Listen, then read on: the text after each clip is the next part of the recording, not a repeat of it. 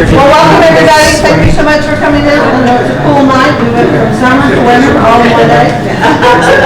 Just totally skip fall. I don't like to hear you in the back, so you're talking. Oh, okay. Hey guys. So we're gonna turn it over to him in just a minute. We're gonna take care of some business. This is our annual elections for officers. Mike couldn't be here tonight. He had to make a sudden trip to the Mayo Clinic to take his wife, who's not doing well. So he's gone to do that, but he is up for re-election, and I am vice president of the association, and we've got Don. Right, are you returning to, okay. So Don Yenny is treasurer, and then our secretary position is still vacant, unless we got some newly retired volunteer back there in the back that wants to volunteer. Scratch your head. Our other members at large are Don Harris, there you go, thank you, and Darlene Kreitz. Chris. Thank you. And then another vacant position that's open. So do we have any other nominations? Anybody want to throw out a name out there? Is that for a board membership? No, What's- this is, No, what is it for? Yes, for the annual board. And what does the annual board do as far as people who participate? Kind of take care of the things, the active, as far as the neighborhood national night out, our pet clinics, our 4th of July parade. You tell me what the deals are, but what do the board members do? Well, Mike sends out most of the emails, you know, whenever things come up, as far as anything like with the railroad crossing and that kind of stuff. And then the rest of us just kind of volunteer and help take care of other things for the neighborhood. Just Curious, thank you. Well, and It's not a lot of large work. members aren't that much, though. The large members are mainly, you can get in and see what's going on in the organization without really having to do too much. Yeah. You know, there's no real requirement for an at-large member other than to sit in a board meeting and help make some decisions, like, shall we increase this donation by 10% You know, this we year? give to or so Deepwood forth. and Chisholm and, you know, the Round Rock High School band and, you know, about once a quarter. How often? You tell me, once a quarter, the board meeting? that's about right. And then is it usually over here in the evenings and stuff like that? Or at someone's home, you know, one of our homes. So it's pretty quick and easy and painless, or, you know, afternoon. So are you willing to volunteer? Against my better practice, but yes, I will. Okay, and which position would you want to be, secretary or a member at large? Member at large. Okay. and My you're- secretary skills, I brought my secretary skills with me today, that was it. There you go. Okay, so we still have a secretary position open back there. Anybody else want to? I mean, obviously it's been vacant, but we managed, so we all just kind of pick up the slack. So, okay, so is there any nominations? Okay, so I guess all who are in favor of those who are on the ballot, say aye. Aye. All opposed? Okay. There we go. Re-elected. Okay, so now tonight, we're obviously going to have a guest speaker from the school board. School district, okay. So Ramiro is going to talk to us about the school bond that's going to be coming up for the election and tell us all about it. And do you want to just present and then answer questions afterwards? Yes. Okay, all right. Good evening. Again, my name is Ramiro Flores. I'm the interim Chief Financial Officer for the school district. I retired and they asked me to come back because they had the CFO left, and so they needed someone for transition. So I'm here tonight and I appreciate your invitation to go over our Bond 2018 program. We have a video for you that's going to cover a lot of the information. There is a presentation, but I'm going to kind of scoot through that. A lot of it is repetitive, so I don't want to double dose you with it. So then if you have questions, I'll be happy to answer questions.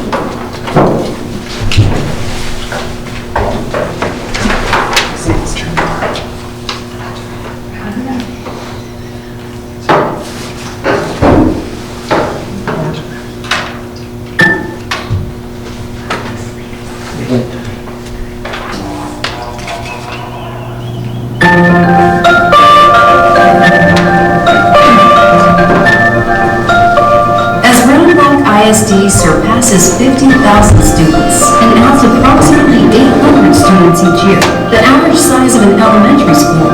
Planning for the future is critical to ensure that students have the resources they deserve while receiving the highest quality of education.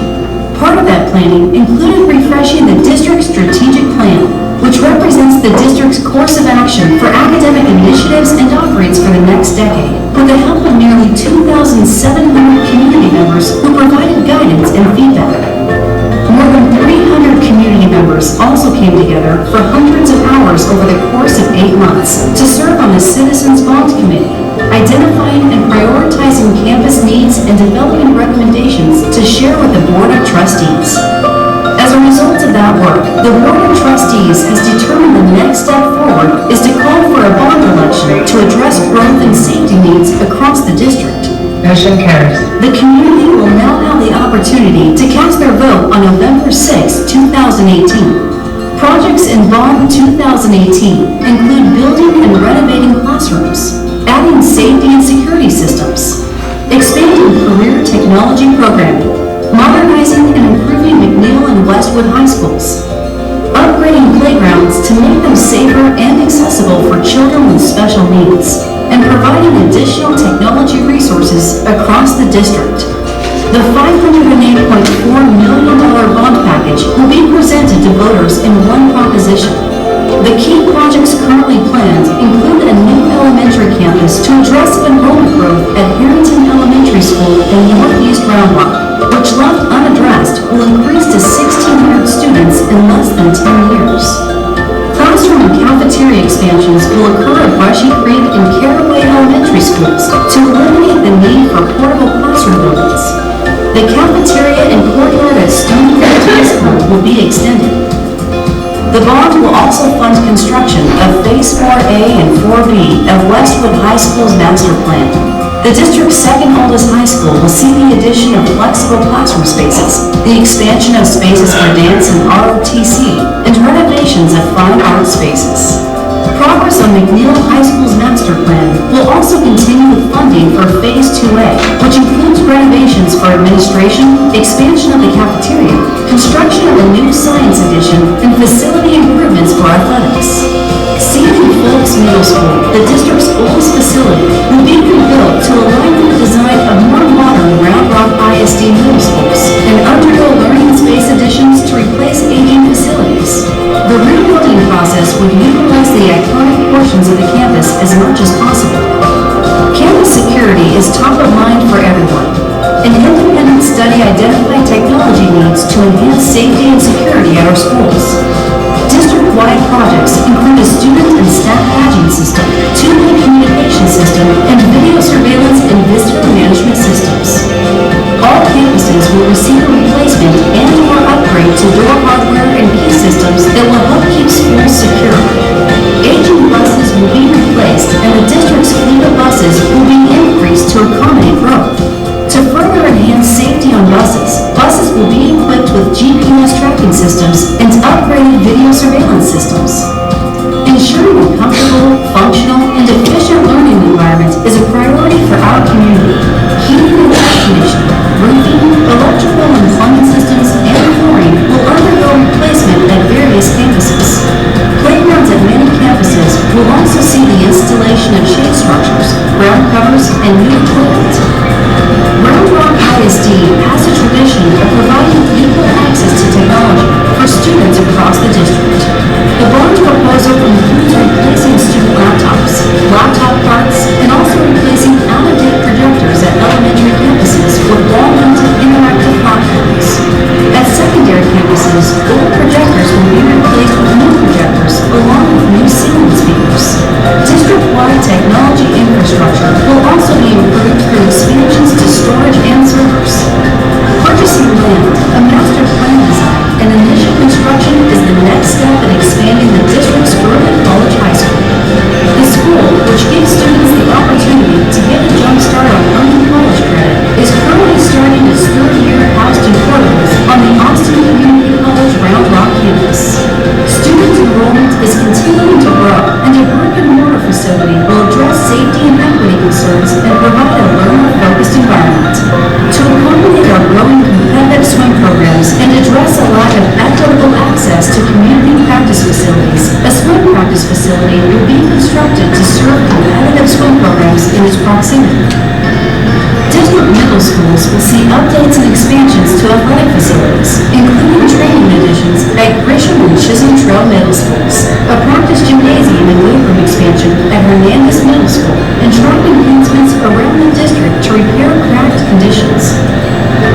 If approved by voters, the $508.4 million bond package will result in no tax rate increase for Round Rock ISD property owners. There are two types of taxes that make up your annual school tax bill. The first tax is referred to as the Maintenance and Operations Tax, or M&O. State law prohibits this tax to go above $1.04 per $100 valuation without voter approval.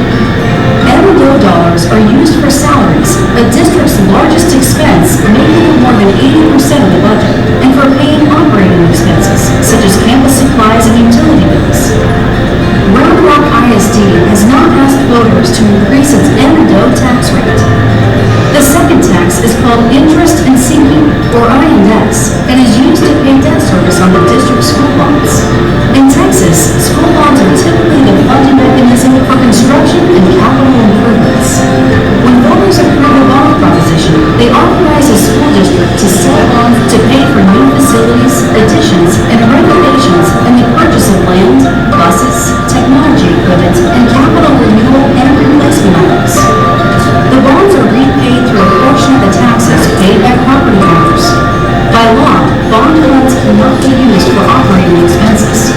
The current total tax rate for Round Rock ISD is $1.3048 per $100 valuation. $1.04 is for M&O and just over 26 cents for debt service. This rate is a reflection of the district's efforts to maintain the district's tax rate as one of the lowest in the region, help reduce the district's overall debt, and prepare for continued growth. In recognition of the district's debt management strategy, Round Rock ISD is the only school district in Texas out of 1,200 districts to achieve a AAA bond rating from both Moody's and Fitch credit rating agencies. Based on current and projected assessed valuations in the district, the passage of the bond proposition will result in no tax rate increase to Round Rock ISD property owners. Each year, we welcome more and more students to our classroom doors. Round Rock ISD is growing, and we know why. Every day, we hear from people moving to our district for a world-class educational experience in a public school setting. As we reach the milestone of 50,000 students, Round Rock ISD is the 21st largest school district in the state of Texas by over 1,200 school districts. We remain dedicated to financial stewardship and providing our students with the absolute best academic opportunities possible. As we approach November 6th, I encourage you to seek out more information on this bond proposition, so please stay connected to our district's website, Facebook, and Twitter pages. I also encourage you to vote, regardless of where you may stand. Take this opportunity to make your voice heard by casting your vote on November 6th. Voting information can be found on the Travis and Williamson County websites and will be available on the district website through Election Day. Thank you for taking the time to educate yourself about our upcoming bond election and for all that we do to support our students, our staff, and our schools. Together, we are one family, one future.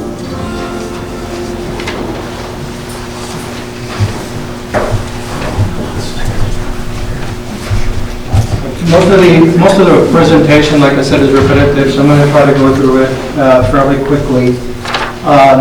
The biggest part here is the fact that this was a process that took quite a bit of time to get to the final list of projects that were prioritized. Started with the 2,700 committee members that did the strategic plan. What that provides is guidance for where we want to go in the future. The CBC had 300 members, 300 plus members, and so basically the timeline started back in January 2018 and ended on August the 20th when the board took formal action to move forward with the bond election. The strategic plan goals, this is part of that's 2,700 groups, and the first one is one of the things that is very evident in this bond program. We will ensure that all facilities are safe and advanced learning for every student while planning with our community for sustainable growth. There's a lot of items in here for security, safety and security, and then the others are goals, and most of the items are supportive of those goals. These are our board members and Dr. Flores. Just a quick review of the individuals that were in leadership capacity for the community bond committee. And Chris Parker was chair, David Hanson is a vice chair, and then we had additional appointed leaders that helped. And so these leaders basically came together and tried to come up with a recommendation for the Board of Trustees. So they started off with a list of about 800 million in identified priorities, and they moved forward about 508 million, where that's the final proposition, 508.4 million for this bond election.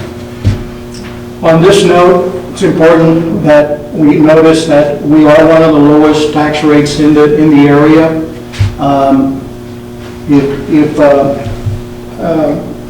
The only one that's a little bit lower than us is Austin ISD, but that's because of their big city, big dollar for property values. This slide actually is a little bit probably outdated because at the beginning of this year, we actually hit 50,300. We weren't supposed to get to that point till the following year.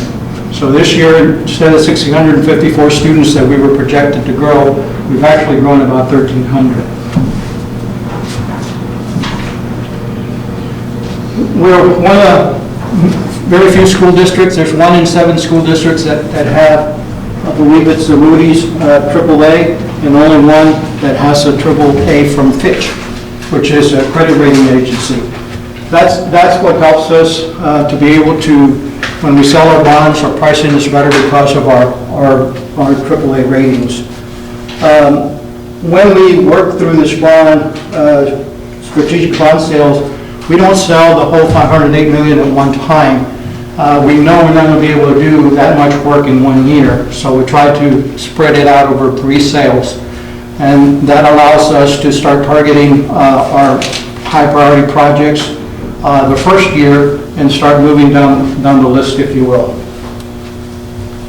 And the district actually decreased the tax rate from when we did bond 2014. We had projected a little, almost 35 cents was the cost to fund that bond, and actually was lower than that.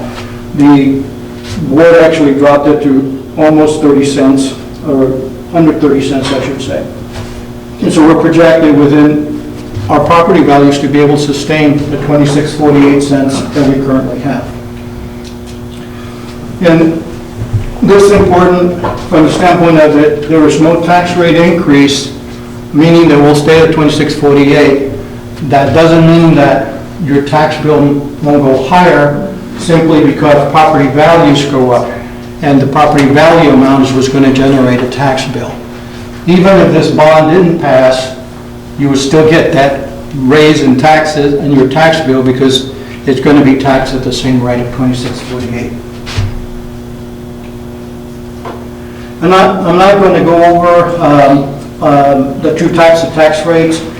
All to say is that we have tried to position ourselves. We've done some things to try to refund bonds, to try to do several what we call cash defeasance, where we'll pay debt ahead of the curve to try to be able to maintain that 26-cent tax rate. But again, it's done with a result of savings. Like in one particular case, we saved $14 million in net present value, meaning that that's money that we don't have to spend for in the future. One of the things that you all probably are familiar with is Robinhood. And Robinhood has to do with state formulas. When school districts reach a certain level of wealth, 514,000 per what we have, what's called WADA. It's a weighted ADA. That automatically kicks you into the payback club. So we have to, our actual values are a lot higher than the 514, so that's why we have to pay back to the state This current year, we're scheduled a little bit over $32 million that we're going to send back to the state. Next year, it's going to go up to $58 million based on our projections. So the one thing about this is that recapture does not affect the debt service or the INS side of the house. It is basically kept here to be able to fund projects for the community.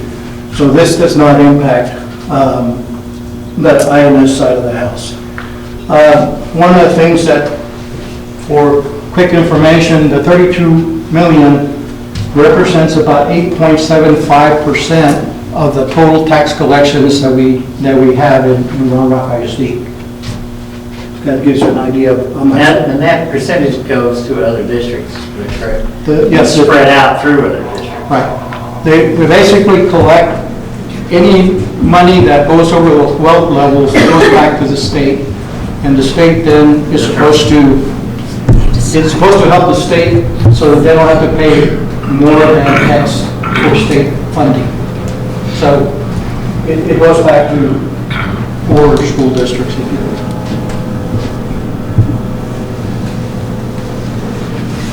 There's a lot of projects, and again, I'm not going to go through the list. You have, I believe, the big flyer that has a lot of the items that are on the list. But we do have several big projects that are related to what we call growth. Capital renewal is just doing all the major systems in the building, HVAC, wiring, fire alarms, all of those things that pretty much keep us running our facilities in a comfortable environment, in a safe environment. Under growth, the two main projects that we have is a continuation of Phase 4 of Westwood High School. If you're not familiar with methodology, Round Rock High School was built over multiple phases. The only one, Cedar Ridge, was brand new. That was a one-time fund.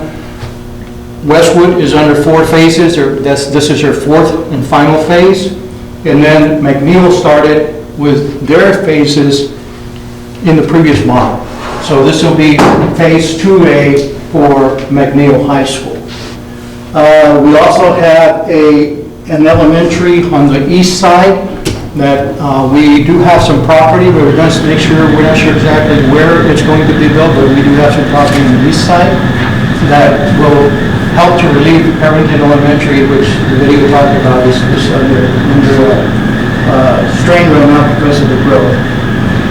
We really need another campus on the west side, but the difficulty is that we haven't been able to find land.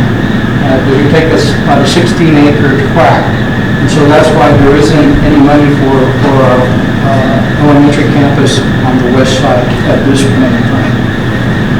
One of the things that also C.D. Fultz Middle School, one of the oldest facilities, used to be the high school here many moons ago, and that is going to be a new reconstruction. They're still trying to decide how they're going to approach it. We're going to be a total demolish or try to see what can be saved. That's still part of the process. Will the new one still be in the same location no matter what? Yes, it'll be in the same location. Then the other thing that of interest that has come up is the practice pool. For your information, there is a swim practice pool. It's not an auditorium or anything of the shape of the world here. It is supposed to be basically, it's a covered area to be able to have an enclosed environment during the winter when swimmers are out, that they can be comfortable and not have to be exposed to the elements. It can be adapted, the plan is set up so that when we want to grow the facility, it can be grown, but at this time it's going to be simply a practice pool. Where would that be? There's a couple of sites that they're looking at. Again, they're not 100% sure. Like at Cedar Ridge, there's a lot of acreage in front. That might be one of the possibilities. I think there's another area. I'm not sure if it's in the. I'm trying to think. There was another site. I'm trying to remember the site. You really understand that, I just knew it would be on the east side. Basically, it's gonna be on the east side. Is there one by that new sports complex that's north of, I'm sorry? is there one near the sports complex that's north of 3406? Is there a swim area in that new, great big new sports? That's a Round Rock, I believe. That's a city of Round Rock. I don't know. There's not a pool. There's not, okay. The thing is that two of our swimming teams right now are going to what's called Waterloo Park, and that's an enclosed environment, so they have facilities there. Stony Point is going to Hawaii, and so they have an enclosed environment there. So Round Rock High School and Cedar Ridge are the ones right now that are kind of supposed to be.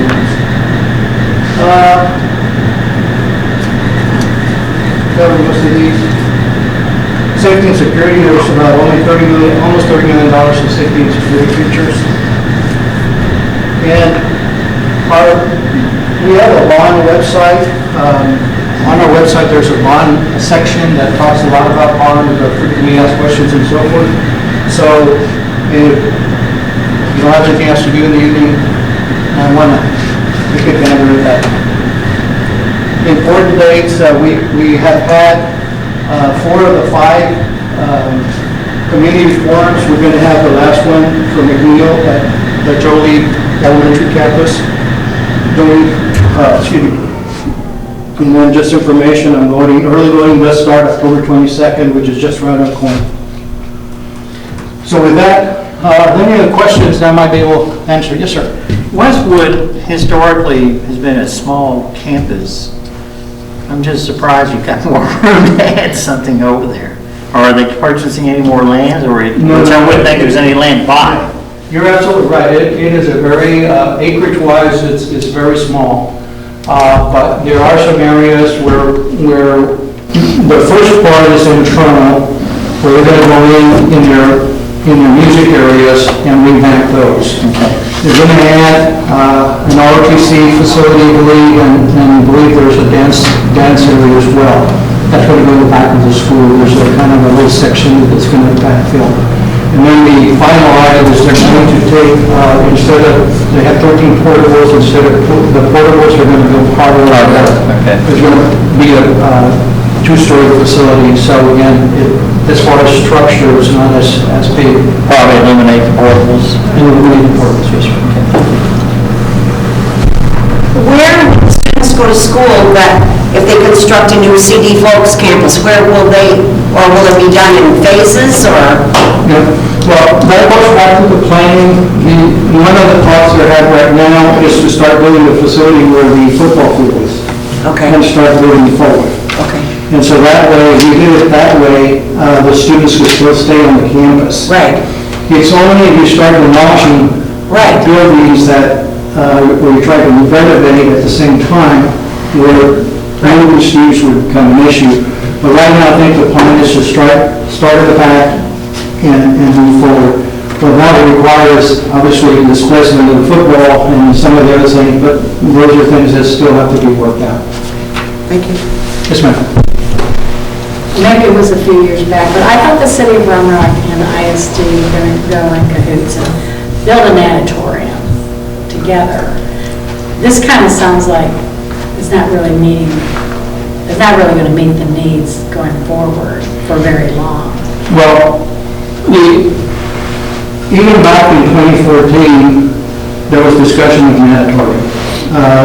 The swimming community was very, very supportive and was advocating for mandatory.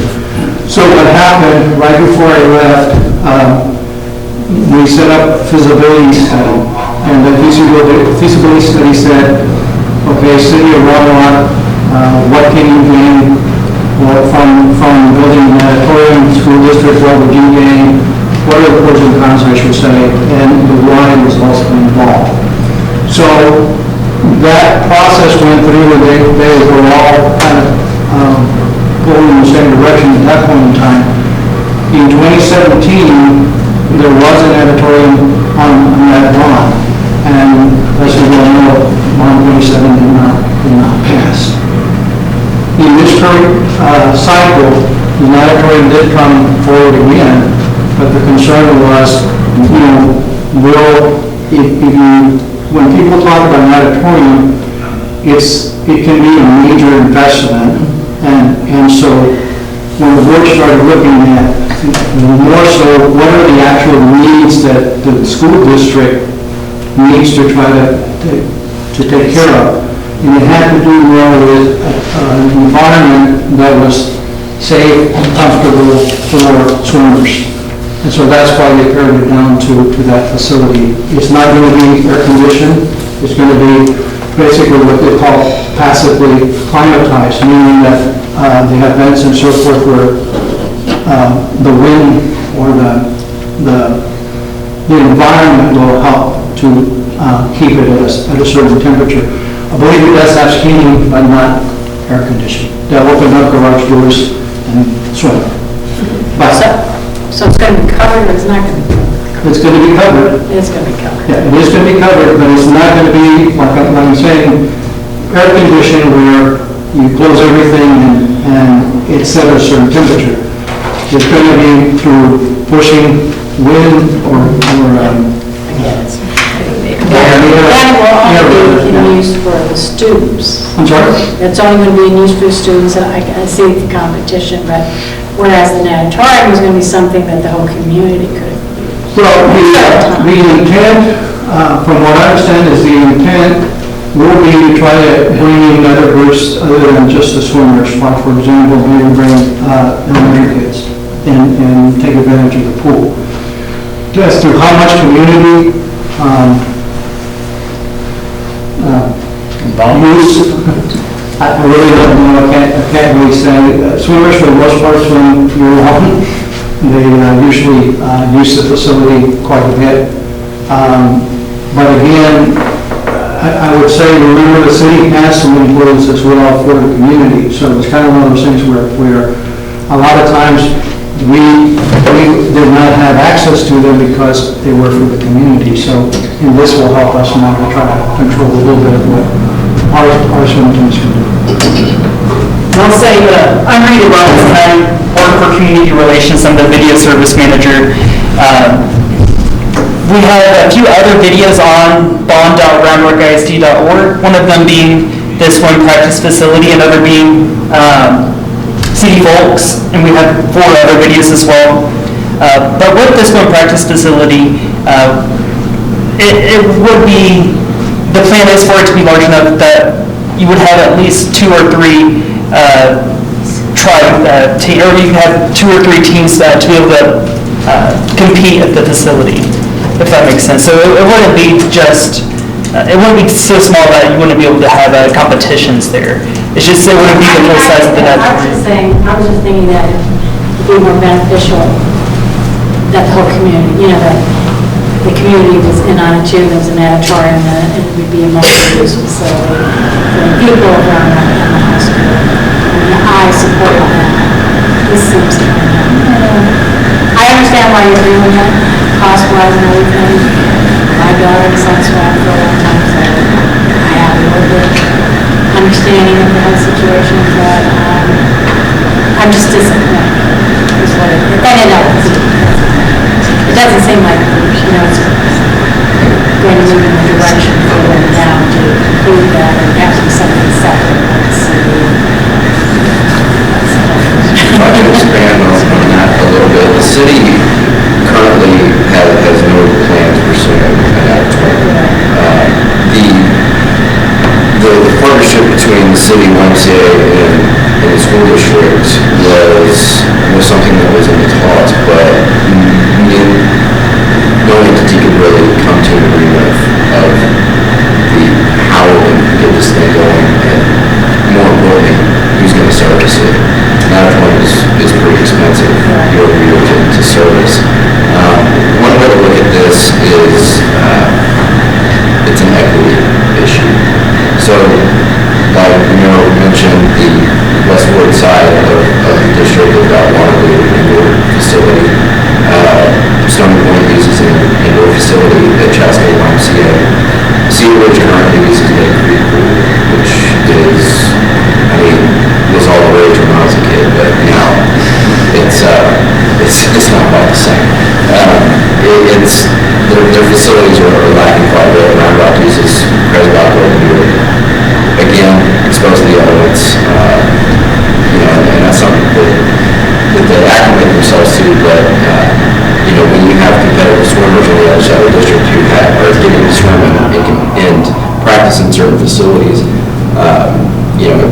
it becomes an equity issue, and, I mean, I understand all that, I mean, I get it, I'm just disappointed, I mean, I was really hoping the natatorium would go through. I mean, I come from a state, I haven't lived there for many years, but I come from a state where, that type, we had natatoriums all around, or well used, and, schools could use them, and neighborhoods could use them, and it seems to be a good use of the money, but here, it seems like it's a leadership issue in a lot of ways, because they were supposed to build another rec center, and they got approval for that, and never did that, we're stuck with the one that's overused, and they have a swimming pool in it, but, so, I know you have a lot to discuss, we can move on, I'm just disappointed. And a lot of it had to do, there was an equity issue from that perspective. Again, part of what we're looking is price tag. Is that $508 million is more than what we had in the bond elections. Well, I think people got a little disappointed in past bonds where, they built that huge football stadium that's very underused, and I've never seen it full. That was really a big ticket item. There were some other things, I think that was kind of a reaction. I appreciate that. I believe, where is high school number 6 going to be? Well, the way that it was originally programmed was going to be a Pearson Ranch, where there were England Elementary and the new Pearson Middle School is. Do you know where Summer Elementary is? No. Okay. Off of 45, okay, you can see a bus barn. All right. I don't know if you've ever seen the bus barn to your right off of 45. It's over part of it. If you know 620, if you know 620, right? Yeah. Sign over says down Iron Bus Drive. Right, exactly. Yeah. Okay, that's the general area. Okay. So that was originally where they had looked at starting programming for the high school. They started looking at plans, trying to develop plans and so forth. So right now, that was the main location where they were kind of figuring, if you will. And I say right now because I understand that I came on board in July, so I'm kind of talking past tense here. And part of the bond program land, there was a couple of board members that mentioned that we need to look at that or not. So that's why I'm kind of hedging. But the thought process right now would be that it's in the Pearson Ranch area, which is right off of 620 and 45. Okay. Yes, sir. What is the term of the bonds? Is it 20 years? 25 years. 25 years? Yes. By law, we can do 40, but we do 25. Okay. I didn't quite understand when you was talking about the Robin Hood, we're going to get back 32 million, I think. Right. And that does not, a bond sale does not affect how much you have to still give back to the state, or it does? No, it doesn't. The point is that Robin Hood doesn't apply to the debt service, which is the bonds. It only applies to the 104, the maintenance and operation part of the house, the 104 part of the tax rate. So any money that, the way this works, if the bond election passes, we sell bonds, we get money to be able to start building stuff. So that incurs that debt.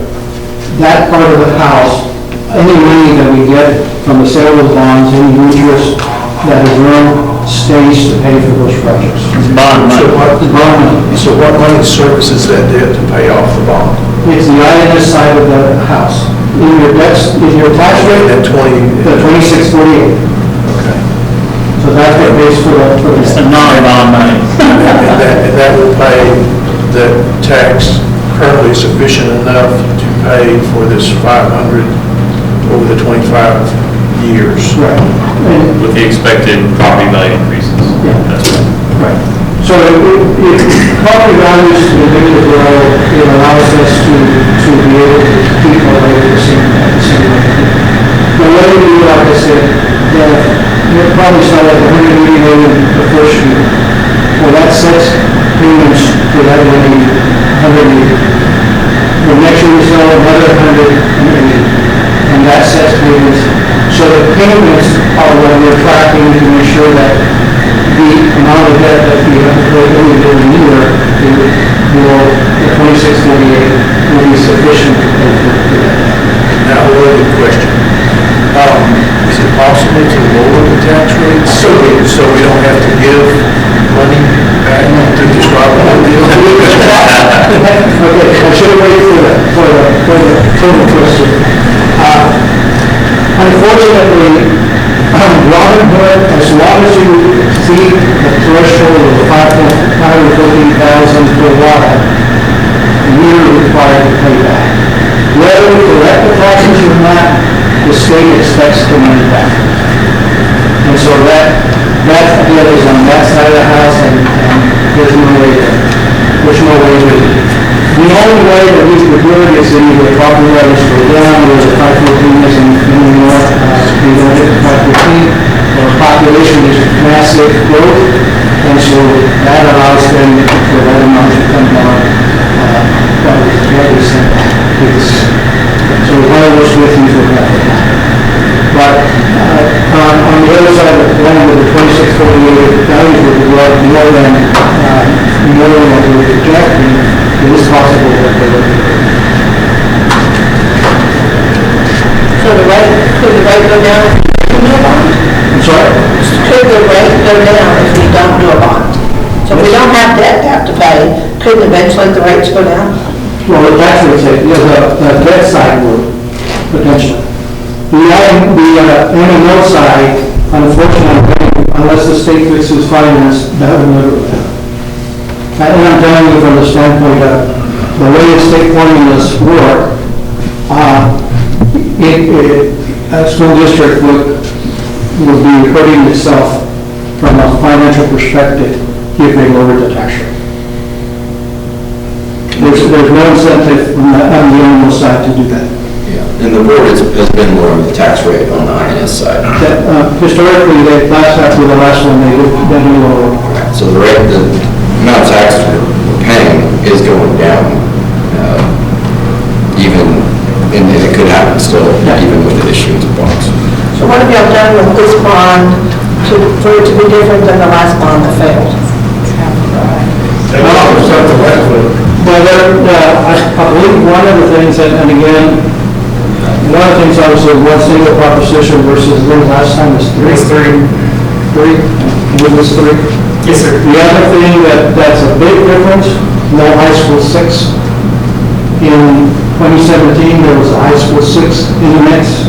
This does not have high school 6 in the mix. So those are two big differences. Transitory mandatory was also one of the propositions. Full-blown mandatory. It was also, it was also $800 million, that was just pure sticker shock to a lot of us too. Like almost $1 billion in bonds. No, it was 572 was the last one. It was 572. That's still a sticker shock. Is there ever any money left over for bonds? There is, whenever, in fact, several programs, any leftover funds, around 2008, there was surplus funds, meaning that projects were completed, but they were under budget, so that money stays in the bond fund.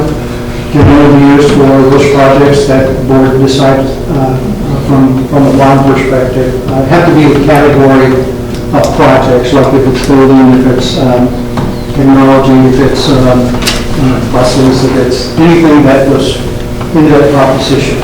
But it has to be used for those types of items. They can't write a check to the general fund and say, here's the money. It has to be maintained. Well, this bond is almost the same price as the last one. It's 500 million.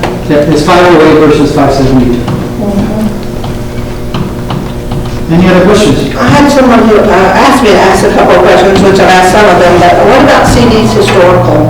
You know, I mean, it was obviously the original high school, it's been there for a very long time. So what does the district, and how does the city feel about it being torn down? Well, that's part of the Because when you're looking at trying to have facilities similar to the other campuses that have, how much do you protect becomes a question. What parts of that facility can we, quote unquote, save?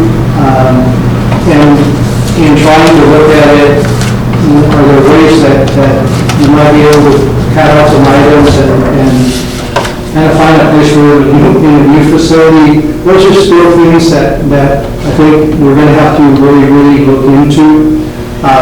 For example, there's a seal in one of the areas. Well, could that be pulled out and put like a marker in the front of the school? There's a possibility.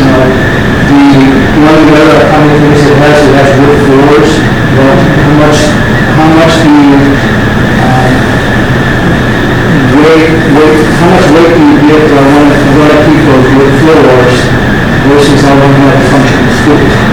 So those are the things we're going to have to really discuss with the community, trying to get some input on all those things that we can salvage as the video said. Might be different ways to do it, but we'll have to think about how we get accomplished. Add to that too. So last bond, it was CD folks would become a finance academy. So that meant straight from the school, we go in the whole complete finance academy, essentially. This time around, the CBC district board got feedback from CD folks community, and one of the things came up that we were talking about. Auditorium, some of the gym areas, the floors. The original CD folks is not, it's been added on to year after year. So it is a maze, it's a hodgepodge of hallways and cramped rooms, all kinds of stuff. But that was the plan last year. Now they listen to the community and they're going to do, the plan is likely with phase construction where some of the school will come down, rebuild, and They have one of the smallest band wireless. It's so small that we really can't put a good program in place in these areas. And those are the kind of what I'm saying about the quality of the facilities that are needed to really have a good environment. So we built a football field was first, and what do they do for football? Well, I think that's one of the things we're going to look at is to how can we accomplish, can we put does it fit on the side, does it fit on the front, those are the things that they have to go through. We need to move that program where they can play on the field, adjacent field, but still have, some sort of practice facilities. It's kind of one of those things where it's a puzzle that we're still trying to answer all the questions.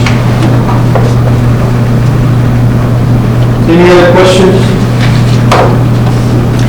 Is there any money in here for like vocational education? There's, I believe there was about $3 million that was set aside to expand programs, not facilities per se, but programs. A lot of programs that they're having now are, it used to be like, when we talk vocational, you would think about auto mechanics, air conditioning, some of the more manual trades, but now it's getting further into kind of the engineering components. So those labs are equipped a little bit differently. The STEM part, the science, technology, engineering, math programs. So it's kind of revamping some of the programs for what is out there that students could actually make a living if they went through a program, got certificates, and were able to go into the working environment. You still have AC, they still have AC, they still have those programs. At some of the campuses, they have those programs already where they have the high days and so forth. But I think a lot of it had to do with, and again, that's another one that was different from what I remember in 2017, they actually had a career tech school that was part of that program as well. So, again, it's not in here, they have to try to see if maybe they can develop the programs and then kind of assess what is it that we need to be able to provide those programs. Para farmers, I believe like $3 million in program. Any other questions? Where's the college, early college right now? I'm sorry? Where's the early college, where does it meet now? It is adjacent to the Austin Community College campus. It's actually on the Austin Community College campus. They have portables as their school. And so... Around our campus? Yes, at the university. Yeah, off the university. They have, I don't know how many portables they have out there. You have the max number 8.5. That's all I know. Part of that is to try to have them a facility that, there's some difficulties for them because there are almost 200 students out there from what I remember in that neighborhood. Yeah, so they're entering into their 4th year, is that correct? So this will be the first year that they actually have all 4 grades there. And the problem with that is they have an area similar to the size of this room for their cafeteria, if you will, which is fine, they'll split everything up, not all grades are in there at one time. However, if it's cold or raining, then you start to have issues because you don't, students usually eat outside to help relieve some of the space issues within the room. You can't do that whenever it's poor weather outside. Yeah, There's more to it than that. A lot of the classes that they get up on the 4-year, 4th year, as well, most of the classes are at the university itself or the college. But as far as meeting areas, when they have to have we need to have a discussion for whatever the case may be, they don't have an area where they can bring a lot of students. And as Randy mentioned, for food, we actually have a truck that goes out there and provides meals for them. So it's not the best world for those students. If it rains, you have to find a little crook and cranny to be able to stay dry. So the idea is it gets a facility that allows them to be able to have like their lunch areas and meeting spaces for the larger group. So that's the intent, that it will have a facility appropriate for the number of students.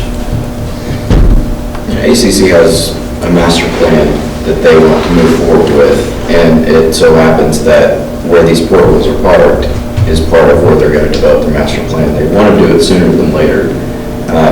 And these kids, there's about 10 or 12 portables out there for early college, high school. So this is an opportunity, because the program is growing, to put these kids in a brick and mortar building. And, they have potential sites right there. Apparently, studies show that the early college high schools around the country, they do better, have a better success rate if they're actually on a college campus. So you've got the seniors and juniors attending classes at ACC, freshmen, sophomores are in portables for the most part, and they get integrated. And these kids are graduating they're graduating with an associate's degree at college before they walk across the stage and get their diploma from high school. So it's really an important program for the district to expand on. A lot of them are first-time family members, first-time college people that have gone first in the family to go to college, I should say. What's the real difference between that and AP courses that you can actually graduate with an associate in high school versus this? I mean, what's the difference? It's not the traditional student. Fair AP students are high school success. typically high achievers and AP students are on the regular campus, and they can only get X number of credits through AP testing. Where most of the courses that these students have are kind of what's the word? Dual credit. They're dual credit. Dual credit. How is it different than that success high school? Success is really, in this case, these students aren't behind. They haven't failed classes, they haven't, they're pretty much up with their peers, if you will. Success is supposed to catch you up. It could be students that dropped out for a while and came back, and so they're having to catch up with their credits.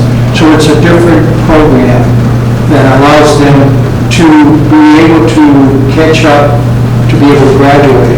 I guess I just don't understand why we have to have a separate high school. It's two distinct programs that serve different I get levels. that, but I mean, because we have all these AP classes, we get college credits. Now we're going to build another high school for early college. I mean, it's not a high school, like, not a high school or senior year high school. It's a very small model. Yeah. It's giving students opportunities to succeed. That's the best way I can describe it. Also, all of our campuses are at capacity. I mean, every seat is precious, and these are kids, like I mentioned before, they're not, I guess, education is no longer one size fits all. It was even when I was there, it's not. There's different kids that have different needs, and this is something that addresses that. Also, affordable schools to get a little bit of relief on their attendance levels in some cases, because they're drawing kids out of high schools as well. Well, I just wonder when we stop building all these special high schools. Very costly. They're all special. It just seems, I don't know where we have this. I think we can when we start growing. Well, When we stop growing, I want to I don't think it's a matter of growth, I think it's a matter of direction. We must spend. Any other questions? Thank you, Robert. Appreciate it. Thank you.